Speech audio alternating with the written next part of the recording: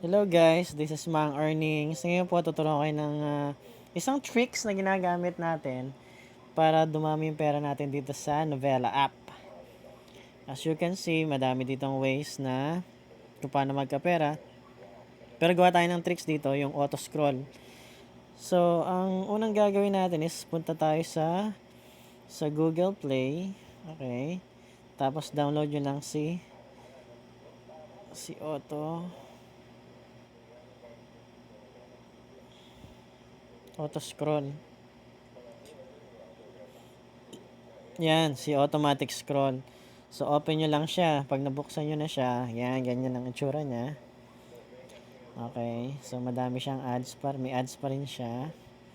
Wait lang natin, matapos. Okay, yan, okay na. Punta kayo ng settings. Yan, copy nyo lang yung settings na meron ako. Tapos sa scrolling, gawin nyo lang siyang speed niya 1. 1 speed lang, para hindi masyado mabilis. Tapos balik na kayo dito. Ay, ang daming ads. Ano ba yan? Okay, tapos buksan nyo na to. Kita to, automatic scroller. Yan. Pag lumabas na siya, yan, exit lang kayo. Tapos balik kayo kay Novella apps. Yan. Tapos pipiliin nyo dito sa mga novel yung may letter N. Kasi matataas yung mga binibigay niyang mga points. So, madami na rin ako nabasa. Kunwari, ito, yan. Tapos start reading. So, para gumalaw siya, pipindutin nyo lang yung down. Tapos yan. Automatic na siya. Kita nyo to sa taas.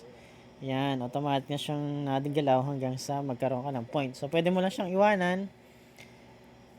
At automatic na siyang magge-generate ng points. Alright.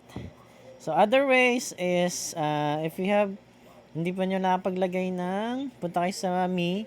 Pag di pa nakalagay ng code, lagay nyo lang yung code ko. Pin ko na lang din sa comment section. Ito yung code ko po, yan.